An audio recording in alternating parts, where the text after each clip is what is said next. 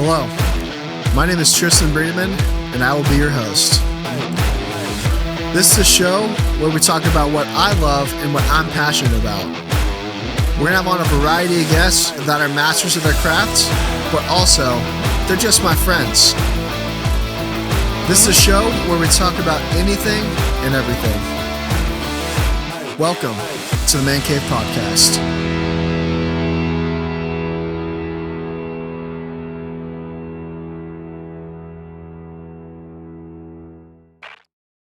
Welcome, everyone, to the Mancave podcast. I'm Tristan Breedeman, your host, and across from me is one of my best friends and brother. Well, not really my brother, but my adopted brother, Noah Baxter. Can you adopt a brother? Is that possible? Yeah, you're adopted into my family, okay, bro. Yeah, I received this adoption.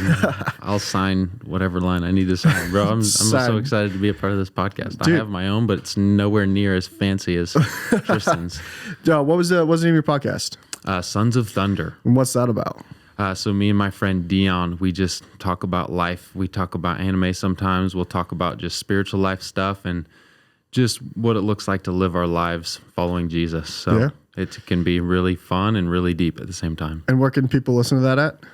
It's on most podcast streaming platforms. We do it through this app called the Anchor app, and it streams on Spotify, Apple Podcasts, pretty much anything you can find. So sweet. Yeah. All right, let's get into it. So Noah and I met each other, like 4 years ago. Mm-hmm. You were Mike Cruz's intern. Mm-hmm. Mike Cruz at the time was the youth pastor over at the Stirring, and he was interning over the summer. And I just did, there was this tall ginger guy that liked the Patriots, and I was like, gosh, this guy likes the Patriots. So, but after that, we just developed a friendship. We have a shared love of Star Wars, golf, football, even though he likes Tom Brady. But yeah. Puts a real strain on our friendship. It does at times. Make it through. Yeah. I really, really enjoy his friendship. But Noah right now is the junior high pastor over at the Stirring.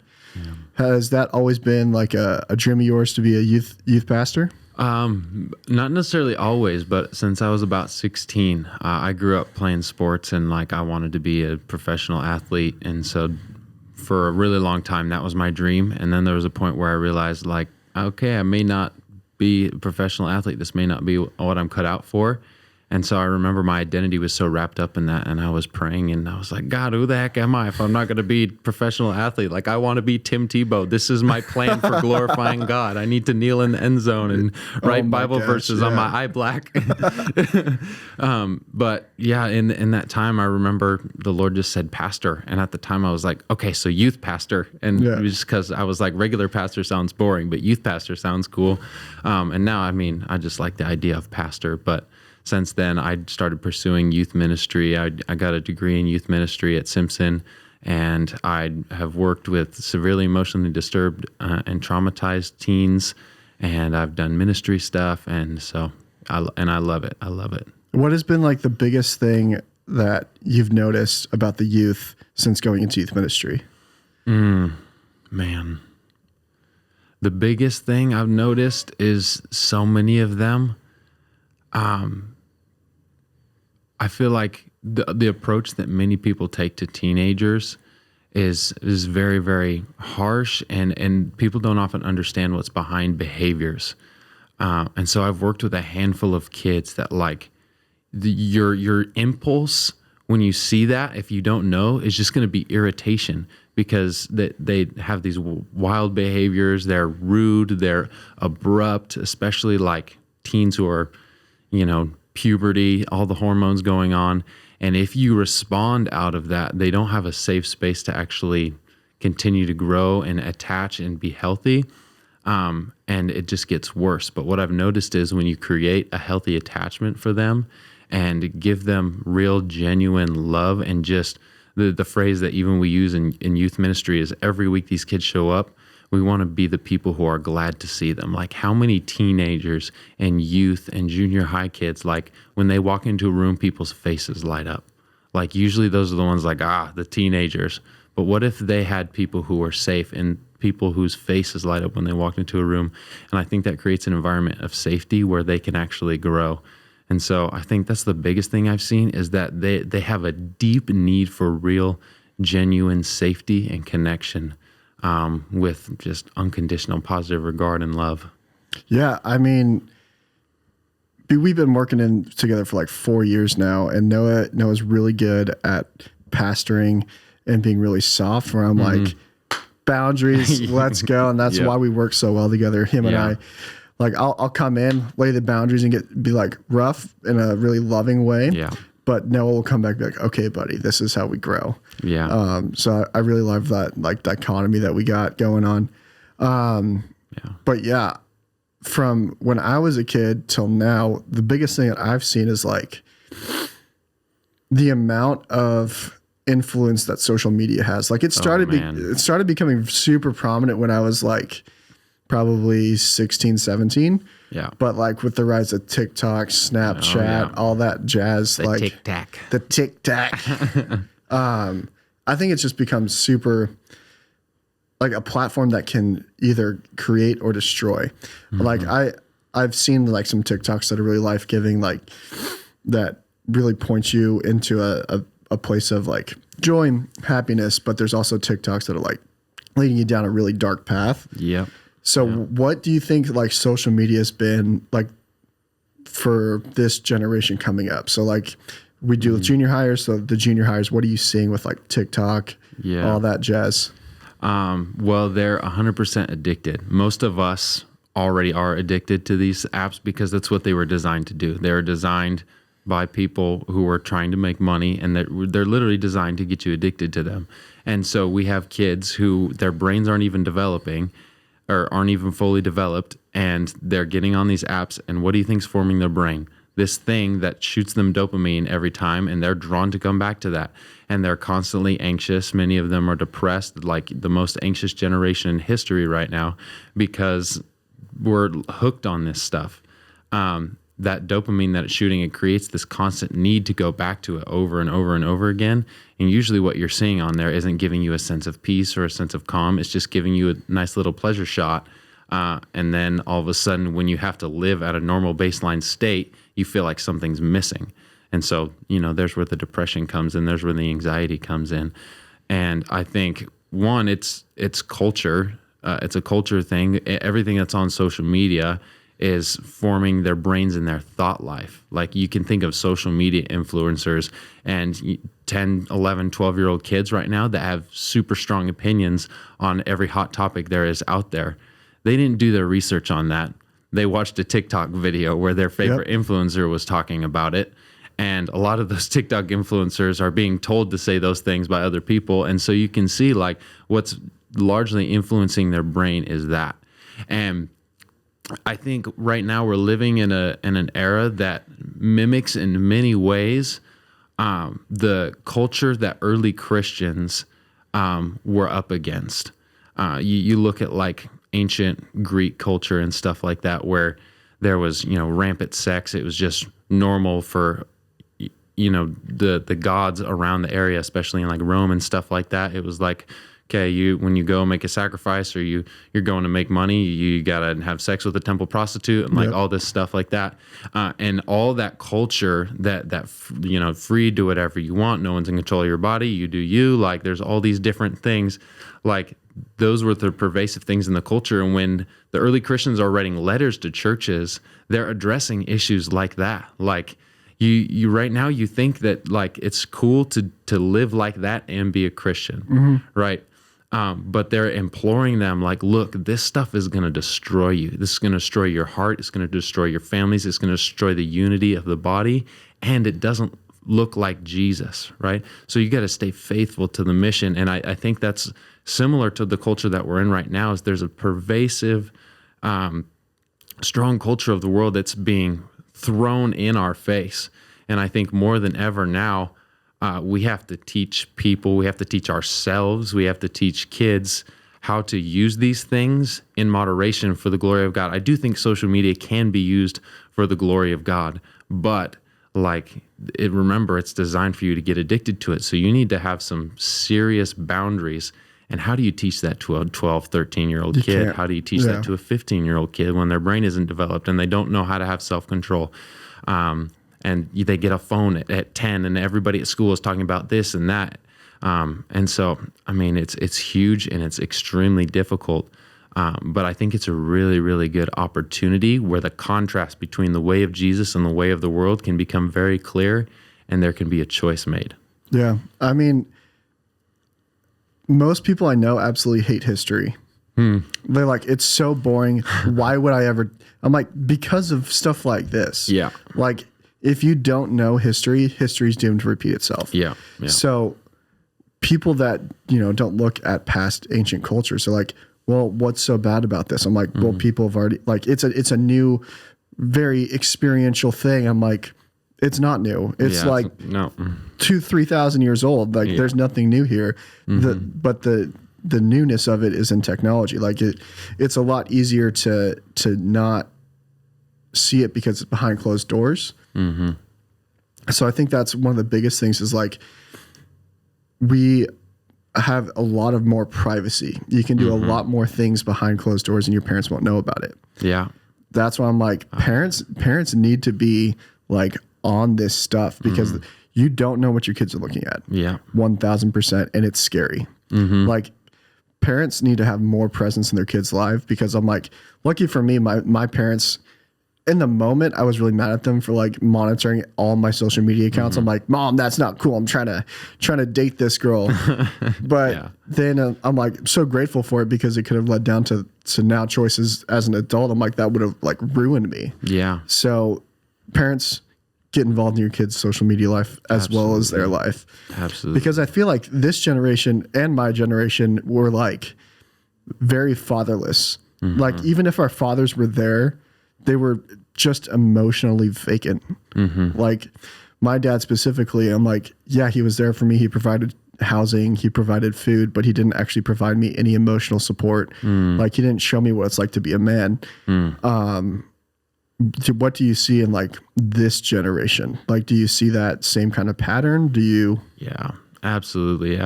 I mean, I was even on the way here, I was listening to this audiobook by a guy named John Mark Comer. And one of the statistics he said is 1 out of 3 kids in America go to bed fatherless. They don't have a dad.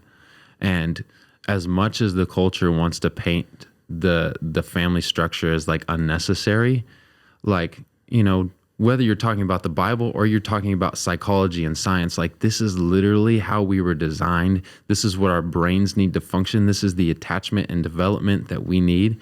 And to not have fathers in the picture, or to have fathers who are emotionally absent and disconnected, I could talk to like 10 men in a room and most of them will have some sort of issue with their dad. Like, I had a great dad. I grew up in a great family.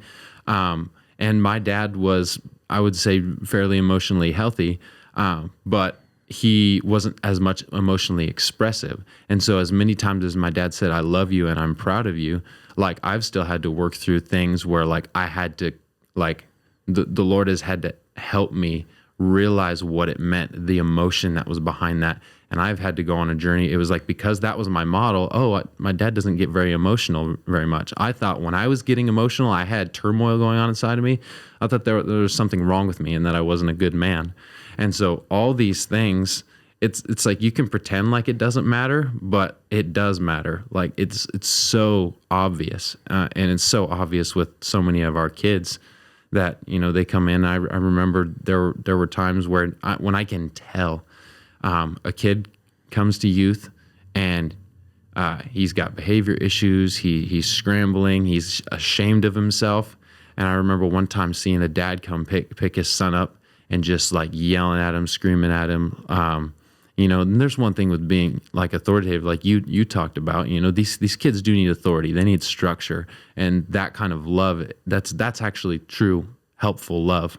But when it's to the point where, like, that's the first interaction you have with a kid when you come to pick them up, I'm like, it's usually like a flag to me. And it's like, I'm connecting dots here. I'm like, man, doesn't look like there's a lot of compassion in this home.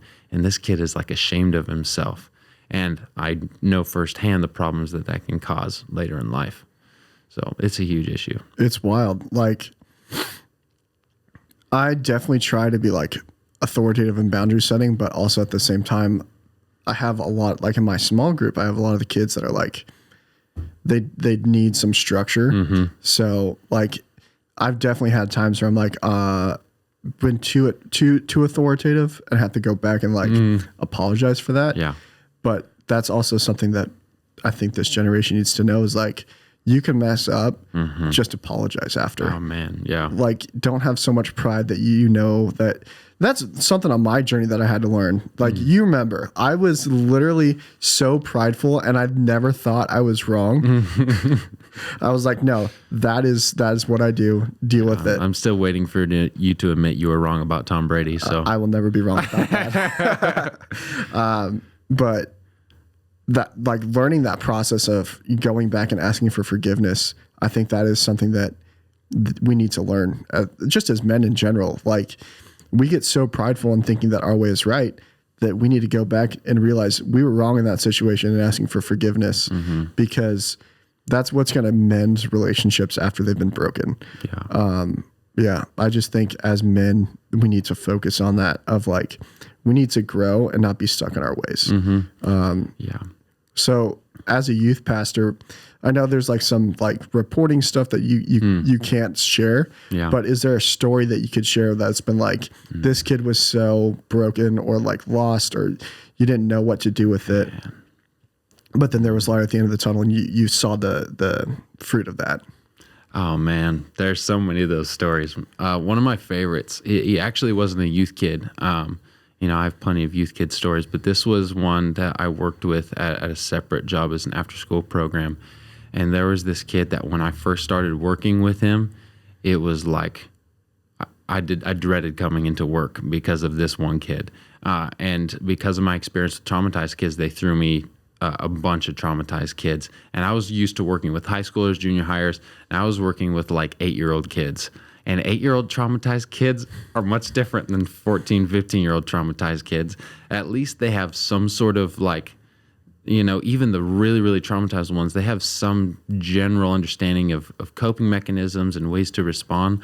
Like, these kids just melt down and I was having to learn what they need as opposed to what these other kids need. But this one kid would argue, he would fight kids. Anytime my back was turned, he'd be getting in trouble. And then the second you started to correct him, even if it was as gently as possible, he would shut down, like major meltdown, to the point where he would like lay on the floor and be like rolling on the ground saying, I want to go home and play Fortnite. I want to go home and play Fortnite. I want to go home and play Fortnite.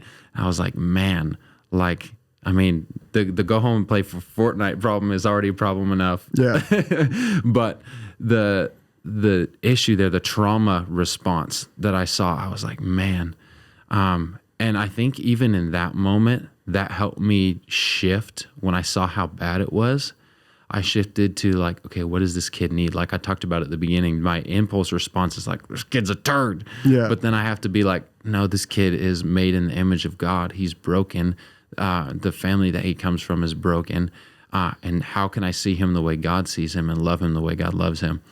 And I began to just continue to show up. Even the days where it was really hard, I continued to show up. And I'd had him from that winter all the way up through summer. And through the summer, I started to see some growth and some progress. And we started to see what helped him when he was really, really triggering and what was going on. And we'd give him food. I'd take him outside and I'd throw a football around with him. And there were times where I would try to have serious talks with him and I got nowhere. And then there were a couple times where it seemed like I was getting somewhere. And we played slapjack and, just all these things to help build relationship, to help build trust. I remember one of his favorite things was to ask Siri to tell jokes on my phone. And so he would ask Siri to tell jokes or ask Siri to rap on my phone.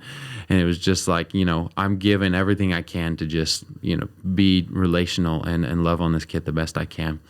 And then there was a week toward the end of the summer where I went on a trip, a vacation. And when I came back, the second I walked into the room, he ran up to me, like gave me a huge hug, put his arms around me, and he was like crying. And he was like, I don't ever want you to leave again. Oh my gosh. I don't want you to leave. And I was like, oh, buddy. And I just like gave him a hug and we hung out and we played a bunch. And we get to the end of that summer and the mom comes up to me and gives me this gift card and a card. And she just is like thanking me for the work that I did. And he was like, he's never been able to open up and respond to anyone like he's responded to you. I don't know like what you did, but I'm so thankful for that. Fast forward that year, he starts to I think he'd gotten actually expelled from a couple different schools. He starts succeeding at school. He starts growing. He's going through therapy, like healing. And I knew a bit of his background because I had to do a CPS report at one point, and abusive dad, like all that kind of stuff, and just plenty of trauma. But fast forward to December, I remember praying like, Lord, I pray that you would, because I knew I wasn't going to be able to work with him because it was right when I got the pastor job. And so I was like, okay, I'm switching jobs now. I may never be able to work with this kid again. It's like, Lord, I pray that you would send someone that can continue to help him along the journey, or that I would get another opportunity to work with him. And fast forward, December rolls around right before Christmas break, and I'm working this other job part-time, and he's in this program. And he shows up one day, and I get to work with him one day right before Christmas break. That's awesome. And I was like, oh, man. And he was doing so good. And I actually just saw the kid. I've seen him intermittently at different points, and I saw him again recently. And I was like, what's up, dude? And gave him a fist bump. And he's like a year or two older now. And he's like, dude, did you know that I skipped a grade? And I was like, what? That's awesome. So, and obviously I know that's tons of work with, what's happening with his mom and the resources that they're finding and stuff like that. But the place that I had of just being unconditionally loving in that place, and doing the hard work to be present and relational, and doing things as simple as throwing a football with this kid, doing things as simple as playing slapjack and letting him ask Siri to rap on my phone, was enough for him to feel safe to actually grow instead of being trauma brain all the time. That's amazing. That's an awesome story. I love that. As both of us know, like, it's so influential to have, like, if you don't have a dad in your life, to have men that can help you grow and actually call you into like the son that you're called to be. Oh yeah. Do you want to share a little bit of like your journey on that? Yeah. Oh man. So like I said, I had a really good dad. I grew up in a healthy home, grew up in church. But of course, no family's perfect. No parents are perfect. And so a lot of my experiences with men in my life, were, and the people who influenced the identity that I formed within myself were, my dad and largely my coaches. And coaches have some of the hugest influence out of anybody on the planet. Yeah. I had some good coaches, I had some okay coaches, and I had some really bad coaches. And I could tell story after story. But one of the biggest things about bad coaches is they coach transactionally. And so your identity is completely based on your performance. It's completely based on what you can do and provide for them and the team. The second you fail, if they're a really bad coach, they roast the heck out of you, and they pull you out of the lineup, and they make you feel like a piece of garbage. And so I had a couple coaches that were like that, and some of them that were like that sometimes, and they were kind of hot and cold. And so already, as I grew up having so much of my identity in sports, the coaches only like compounded that and made it worse. And so my perception of myself was completely based on whether I succeeded, and whether it was academics, later in life, whether it was like pastoring or church. It's still something that I have to catch. It's like I've worked through a lot of healing of it. But all that performance stuff plus the emotional kind of shutdown, I didn't realize until 2 years ago that I'd struggled with anxiety most of my life. But because I didn't understand my emotional world, I just did my best to shut everything down. And that reached a point where my senior year, had been in my first relationship. And when I broke up with my girlfriend, I had a major breakdown. And it wasn't just the breakup. It was like the emotional shut down, everything that I'd stuffed down for all these years. It was the performance stuff. I felt like a failure. I was having nightmares and panic attacks and all this stuff. And it was literally the worst season of my life. I could barely sleep. It was either nightmares or dreaming about my ex. And it was just like I couldn't sleep. And it was right before I was graduating. So it was, right in this time where I don't know what I'm going to do with my life next. So there's already enough anxiety. And I remember going to church one day after one of those nightmares, and Jim Bailey, who we know is a pastor at the we love Jim Bailey. We love Jim Bailey. We got to get Jim Bailey on the show. Oh, yeah, absolutely. But one day, and I didn't have much relationship with him. Most of my relationship at the Stirring was with Mike.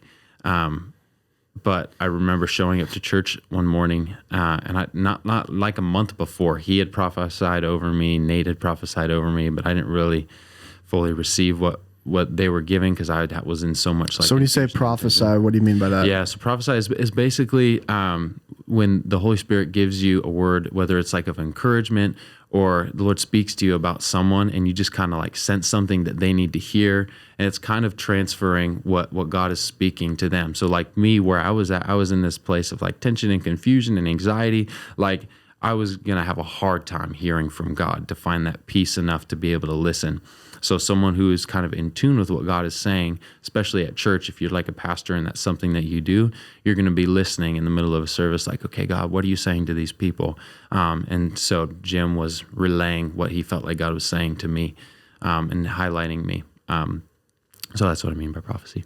But anyway, fast forward past that, after the this breakdown, I show up at church, someone gives an altar call for anxiety.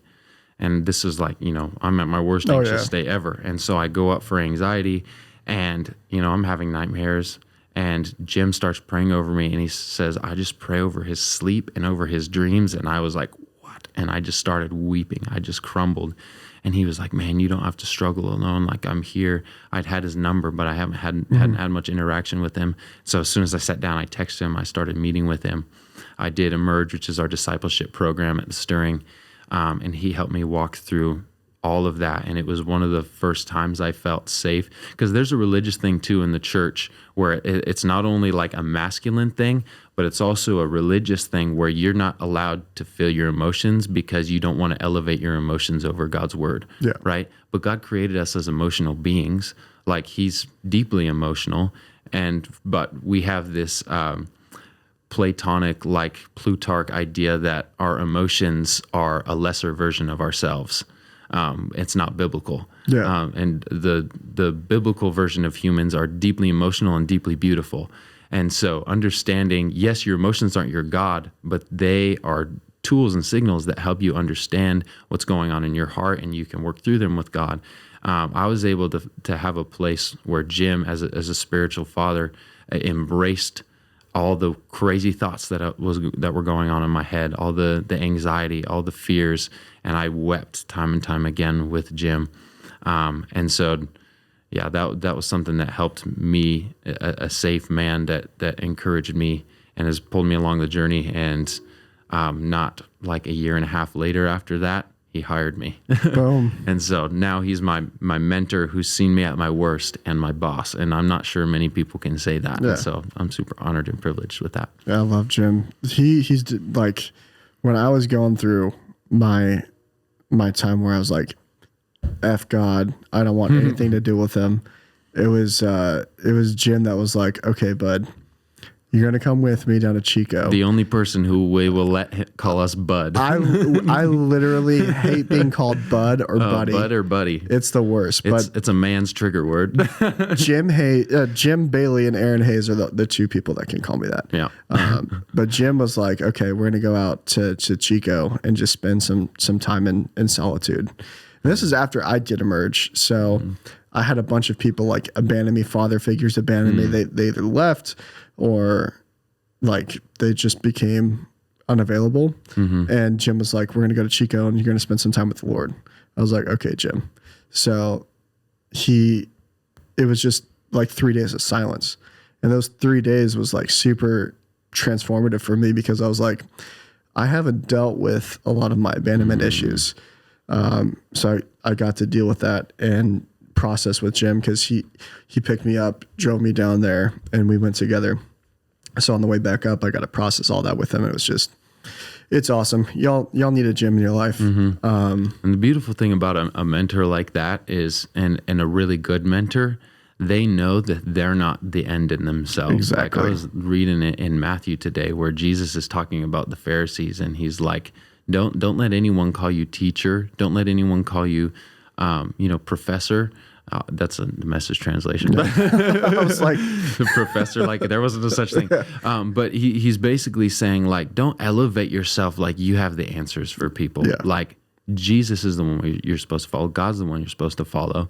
And a good mentor doesn't just give you all the answers. They don't even act like they have all the answers, but they're going to help point you to Jesus and walk you into a place. And there were many times where I know I've even talked to Jim about there's certain times where he does this, because people who lack a father and who have been abandoned, when they begin to experience that, it can become an idol, and that person can become a father idol to them. Yep. And so he's told me about times where he's literally had to like back off when people have like constantly like pursued, because he doesn't want to take the place of the father in their life. And so, and I've even noticed that times where I've texted him, times where like he'll walk me through it step by step. And there are times will be like, you got this, fine father, buddy. And I'm like, no, you tell me what to do. You give me the answers. Yeah. It's like, no, he's actually, a good mentor is actually going to lead me to the father, because the father is the one who's really going to heal those wounds and actually father me for real through it. Yeah, that's super good, because Jim, I've had definitely people where it's like they give me all the answers and I'm like, that's not actually what I wanted. I just needed someone to like sit with me and listen to me. I'm like, I don't actually want, and that's something that we do at youth is like, we don't ever like really give them answers. We'll point them in that direction, but we'll never give them the answer, because that's gonna break relationship with the Lord. Yeah. So we're not that in that role. We're not God. So I always find it weird when people call like Jim and you like Pastor Jim and Pastor Noah. I'm just like, this is Jim and Noah. Like it's just so weird to me. I'm like, because I never grew up in the church, so like I never heard anyone called Pastor Jim or Pastor Noah or stuff like that. So I'm just like, that's just my bud or my friend Noah. That's my guy Jim. So it's just so weird to me when people put a label on things. I'm like, what are you doing? This is Jim and Noah. But yeah, I think mentors are super essential. So how can the audience get involved in, if you feel led to get involved with like youth? Just like youth in general. Man, I know there's tons of different ways to do it. There's after school programs all over the place. There's youth groups all over the place. There's your family. Like if you want to get involved with youth, start with your family. Start with your kids. If you have friends that have kids, like go love on those kids. I think sometimes we think too big picture, and we forget the people that are right in front of us. Like I think that's something that's been on my heart in a big way. I've noticed that even in sometimes I get frustrated and irritated, and I kind of have to check myself on this, but I get frustrated when I love missions, but when people are like, I want to go serve across the world, and I'm like, there's problems here, like go with those first. And it's like, those people may be called to that, and it's like that's their thing. But I think in my heart, I'm so passionate about like, let's take care of the one right in front of us. Like, but what if I want to do missions in Hawaii on the beach? Go ahead, go suffer for the Lord there, for a season, just pour out your life there. But I think the biggest thing is like think smaller. I can't even remember the quote, but Mother Teresa says something about like, I do no great things, I do many small things, or something like that. I'm totally butchering the quote, but it's like, don't try to think of the big great thing that you're going to do. Do the small act right in front of your heart. And in the teachings of Jesus, he talks about if you give someone as much as a cup of cold water, you're doing that for me. And so if we can simplify this down, because I think especially me, I'm a 3-wing 4 on the Enneagram, which is like I'm an achiever. some people think I'm a 4 because I'm deeply emotional. But I do have this achievement drivenness where I can get a big vision in my head and I start going after that thing, and then different parts of it get shut down and I get overwhelmed, and then I want to like shut down. And it's like, if I started small with the person in front of me, like, how about I go shoot hoops with this kid? Like, instead of like trying to dig into his heart and like make him confess all his sins and, you know, try to help him get into therapy and like do all these things, like all those things may eventually happen. But how about I start with just like playing basketball? Maybe you love sports and you're like, and you want to coach, go coach junior high kids, go coach middle schoolers, you know? I think if you focus on the people that are in front of you and love those people, whether it's your cousins, your sons and daughters, the kids at your church, like, they need you. They need safe people. They need fathers. They need mothers. They need people who will love them unconditionally and whose faces are going to light up when they walk into the room. Yeah, something that my boss / mentor, Jason Odell, he told me recently, he's like, you could try and get 1% better every day. Don't try and go the full 100.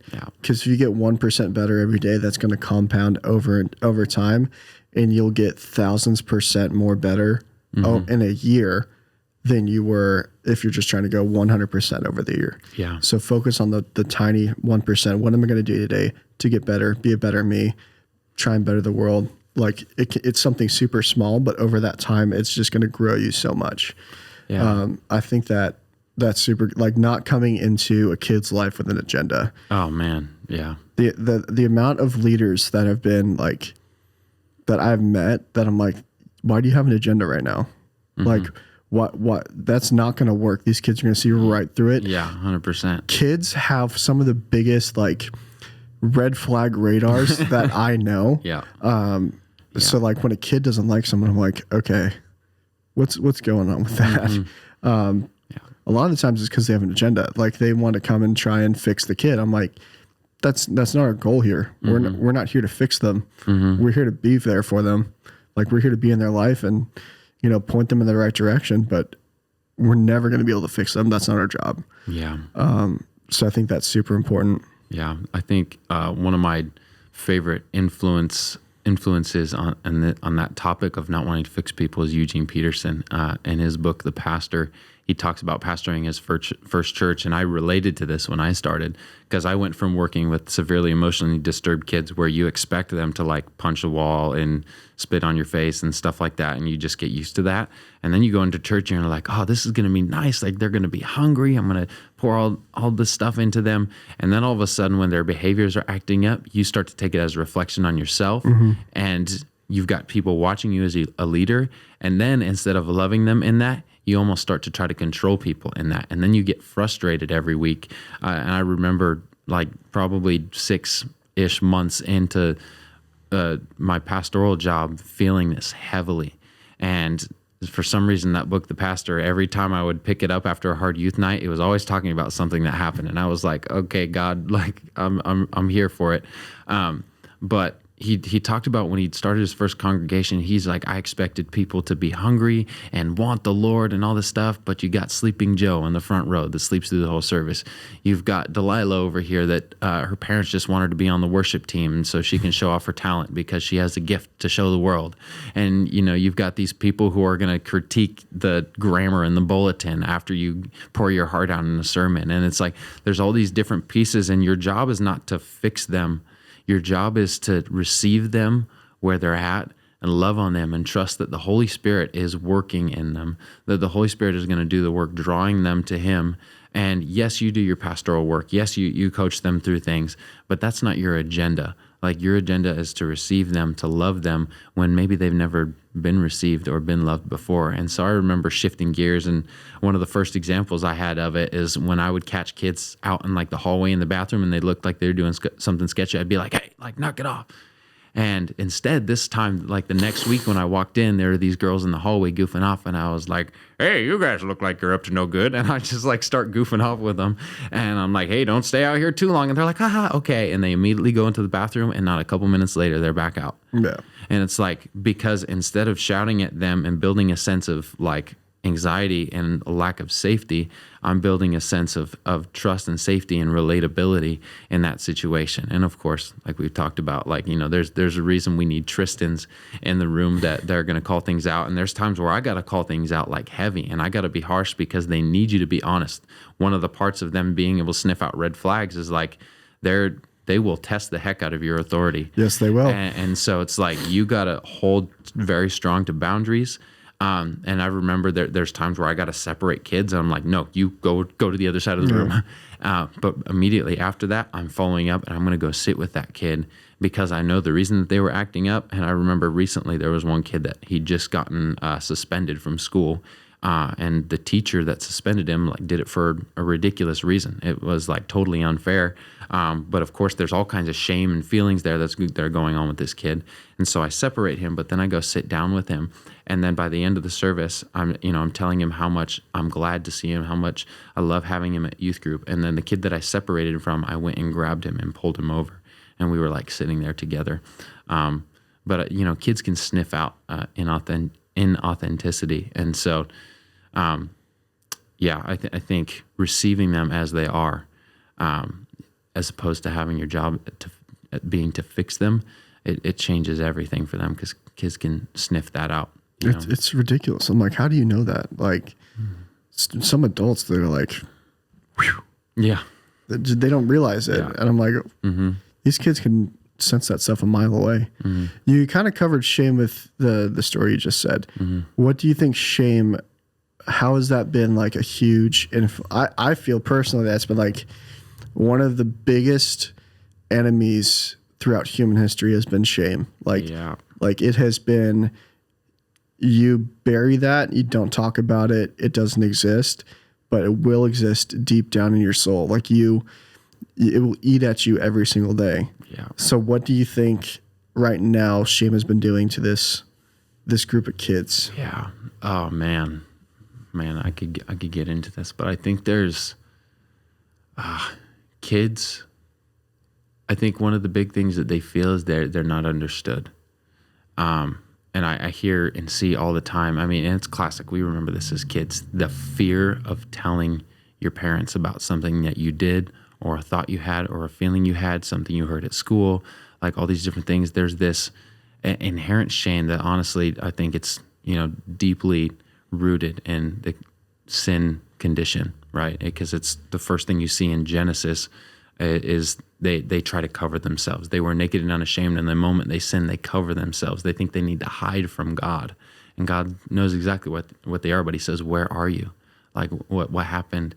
And I remember Danny Silk says something like, a good father is someone who their kids are able to say, I messed up, I need my dad, right? And I think there's this disconnect with parents and kids, and I think it's largely because of the narrative of culture and all these things that they're hearing. They're like, you're not going to be safe with your parents. And bro, you can think of all the political things going on. I won't talk about any of them specifically, but trying to create distrust with your parents, distrust with your church. And a lot of that has to do with religious abuse and all that kind of stuff. But there's so much shame tied to so many things. And our response is always to hide. But it's what if, we don't know this in the Bible, but what if when God says, where are you? This is their chance to repent, and they don't take it, they begin to blame. What if, bringing things into the light as opposed to burying them and hiding in our shame is what brings healing. What can't be, trying to remember that saying, something about, what can't be brought into the light can't be healed, essentially. But, and if you continue to bury it, it comes out in some way. And so if I can, in my shame, even, today, I'm journaling with the Lord, there's times where, guess what, we're human. So we have crazy thoughts, we have sinful thoughts, we have mistakes that we make, and I can begin to bury and be ashamed of myself in that, or be like, God, I've had this thing on my mind and my heart today, and I don't know what's going on. Can you help me? And each time the Lord will speak identity and truth over me like a good father should and can. And so I think, shame has a huge effect on kids, and it just it's a snowball effect, man. I remember working with a kid at the treatment center that I worked at, and shame was like his biggest thing. And when he would make one mistake, they would have these plans, right? And once you made a certain mistake, you get grounded, and if you can start spiraling after that, and your groundings get bigger and bigger and bigger, right? But if you stay on your plan, you get rewards and all this kind of stuff. And this kid would, the second he would make one mistake, he would just go off the rails because he'd be like, feel like something is wrong with him. I remember one time one of the staff was like, "I'm not mad." She did the classic mom thing. She was like, "I'm not mad. I'm just disappointed." Oh, that's the worst. That's the absolute worst. Yeah. And he goes, "Oh, I'm a disappointment," and immediately internalizes that there's something wrong with him, mm-hmm. and he would spiral, and he would start doing property damage, and he would start cussing everybody out. And at that job, we had to do physical restraints when kids were about to harm themselves or others. And so we're trying to get him to regulate, calm down, because you try to do that for a little bit before you have to go into restraint. And as he's doing this, the only thing that would work with him is I would get him to look me in the eyes, because you start to disconnect to the point where you feel ashamed to look at someone's eyes. Mm-hmm. But if he can see the look in my eyes that like my view of you hasn't changed, I love you, I care about you, and you're better than this. And so I would be like, "Hey, look at me. Hey, man. This isn't you. You're better than this. You're okay." And if he would look in my eyes long enough, he would regulate and he would calm down. And to I think even that sense of attachment and belonging in a place where he's a mess. Yeah. I think that's what kids need. And I think parents ought to pursue that. And obviously there's a level of like, your kid's got to be ready to talk about it, but cultivating a sense of safety with youth, with teens, to where you're the first person they want to tell about something, mm-hmm. as awkward as it seems, as weird as it feels, to bring things into the light and healthy community saves people. Yeah. I mean, one of my favorite authors, Bob Goff, he would be a safe place for his kids that they could come to him and talk to him about anything, mm-hmm. and he couldn't respond. He would just have to be there for them. Yeah. And I was like, that blew me away because I never had that. I was so afraid to tell specifically like my mom anything, because that was the one person I really didn't want to disappoint was my mom. Man. Yeah. But even my dad, I'm like, I was just fearful of my dad, like what his reaction would be.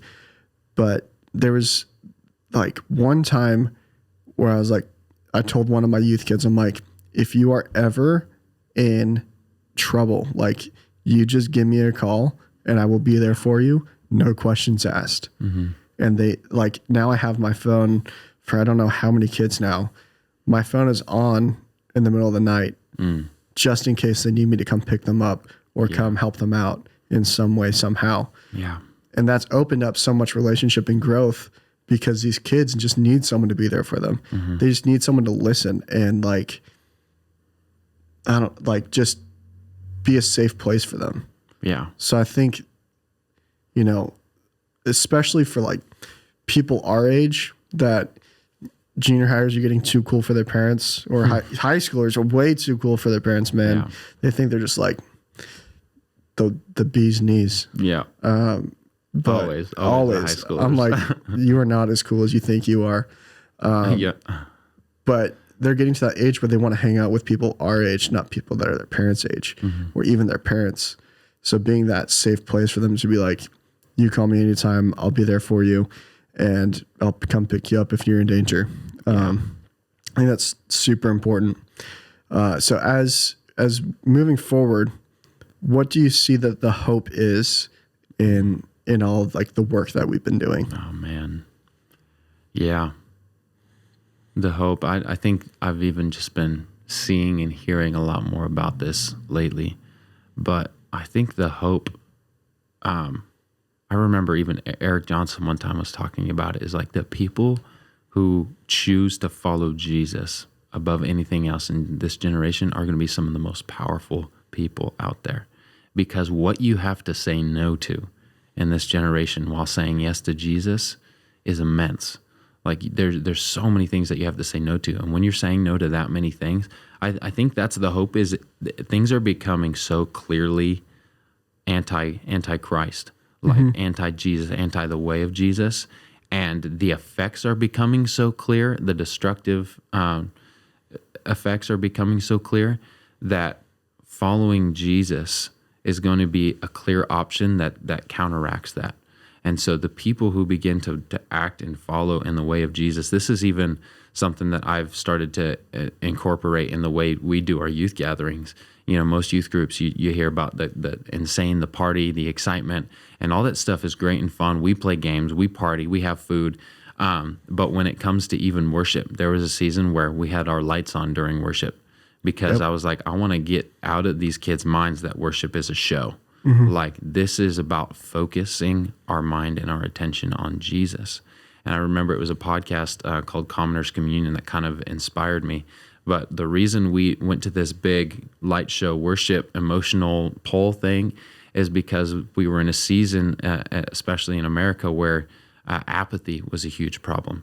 And people were apathetic. So our goal was to, hey, in these worship gatherings, we need to stir up people's emotions so they can repent and turn to Jesus. And now it's like these kids are so full of passion about all kinds of different things, and they're distracted all over the place. It's part of the reason they're anxious, is because they've got 1,000 different things to worry and be passionate about and shout and yell about. And so we don't want to be another distraction. We don't want to be another hype gathering. Yeah. We want to be a place of focus where they actually find peace and calm and rest and focus on Jesus, and that can center what their life is all about. And so I started doing things like communion with junior hires. There's challenges to doing communion with junior hires. It's difficult. And there's, days where it does not go well. But for them to see, we put a cross in the middle of the room. We do communion. We strip down worship to right now, we're trying to kind of build it back up. But right now we've just got a guitar and someone who's singing. And we put everybody nice and close in a circle, and we do prayer cards and these different things that are all targeted at bringing focus. And even my teachings are very surrounded on, this is what it looks like practically to follow Jesus. I don't want to just get you hyped to where you guys are all going to come to the altar and repent. Like, that's a part of it. But I also want you to know what it looks like to follow Jesus. I think a lot of times in church circles, it's so evangelistic heavy, and we need evangelism, obviously, but it's this form of evangelism that's, notches on a belt, getting people saved, trying to get people to heaven. And what it does is, then people don't even follow Jesus, because the core message is about, okay, I'm forgiven and I can live life however I want, but God's not mad at me anymore. But it's like, that's not even the message. Like, Jesus is like, I have abundant life for you. Like, there's a way to live. Like, Jesus preaches the Sermon on the Mount. The point of him preaching the Sermon on the Mount and dying and raising from the dead wasn't like, okay, go ahead, live your life the way you want. Thank goodness you're forgiven of your sins now. Yeah. And all that stuff I said about the Sermon on the Mount, don't worry about it. Like, that's not, why would he preach all of that? Why would he live the way he lived? Like, we're supposed to be called follower of Jesus. Even the term Christian was as a later development, but originally the Christians were called followers of the way of Jesus. And so the reason they were called that, and even Christians, is like they looked like Christ. And so what I want to teach these kids and what they need is to hear what it looks like to look like Christ, and that they can do that by the power of the Holy Spirit, and to learn that stuff now, to begin to form their meditations, or essentially their thoughts, form their centeredness, their heart on Jesus, who he is, who they are in him. That is going to give them the ability, when culture's screaming all these different narratives about sex, about sexuality, about, politics, about just all these kind of different things. What if we actually got proactive and started teaching the focus of, like, no, this is who God says you are. And it's so much more beautiful than this other option. And it's so much more life-giving than this other option. Is there sacrifices? Is there hard choices to be made? Yeah. But when we make these choices, the change that we can see in the world, like, we're going to have some people that look a lot like Jesus. Oh, yeah. And I think that's what I'm most excited about is and I think part of it happened in COVID. I think a lot of the fake Christianity and the I don't know, just the Western Christianity mindset got really, really exposed because all of a sudden you're not able to go to big stadium gatherings. You can't just go to Sunday and call it a week. Yeah. And so all these people, I can't go to my Sunday gatherings. And then you have all this abuse going on in the home, and you have all these things because they haven't been discipled. They don't actually look like Jesus. They've just been going to church and going through the motions. Now it actually comes down to, how do you live your life? What are you saying yes to that allows you to say no to these other things? And so I think that's what I'm most excited about, what I'm most hopeful about for this generation, is there's so much junk and fake Christianity being exposed. We could see a real surge of true followers of Jesus. It's awesome. I'm hyped on that. Yeah. So you do have a soccer game coming up here pretty soon. I do. Let's wrap up. What I always open up for some advice. What advice would you give to the listeners? What advice would I give to the listeners? Dude, there's so much advice. I'm a pastor. How am I supposed to answer? Oh man. I would say if you're a believer, I would give you one question that you should always ask yourself. If there's any advice, this is one of my favorite things that I have to do with myself. Your perspective on the world, on life, is, what is God doing? That's the one question. If there's one question that you need to ask yourself constantly, what is God doing? Because there's so much going on in the world that we can complain about, that we can yell and scream about, that we can be passionate about, and even in our own lives that can take us off track. Like any given day, things in our lives can just hit the fan. Like things just start going crazy. We get hurt. We get broken. All these things happen. And in the middle of all of that, like we have a promise that, in Romans 8:28, God is working all things together for good for those who love him and are called according to his purpose. Does that mean God's causing all the bad things? No. I'd have to go down a whole other theological rabbit trail, but no, God's not causing all those things. But God is working things together for good. And how do you change your inner state and your inner posture toward the way you live? Well, you get in tune with what God is doing. I even asked this question at the end of every one of our youth nights. Mm-hmm. What did we see God doing?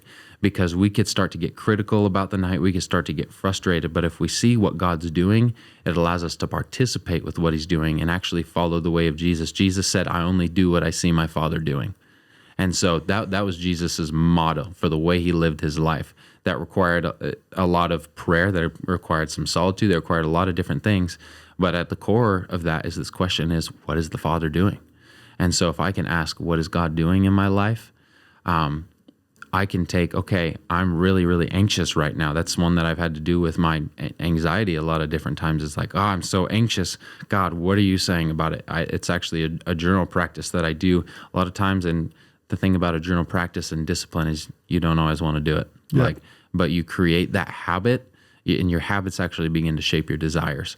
But I started doing this gratitude journaling where I take 5 to 10 minutes in the morning, and it shapes my perspective for the day. But I'll just take one moment that I was grateful for, or I'll do prayer journaling, which is like I'm just pouring out all my angry emotions or my sad emotions or my fearful emotions. And every single time I ask God what he's saying about it. And all of a sudden, it's like I'm opened up to a new world, and I'm not looking at myself. I'm not looking at my problems. I remember our good friend Josh Todd, when I was kind of in the middle of my breakdown still.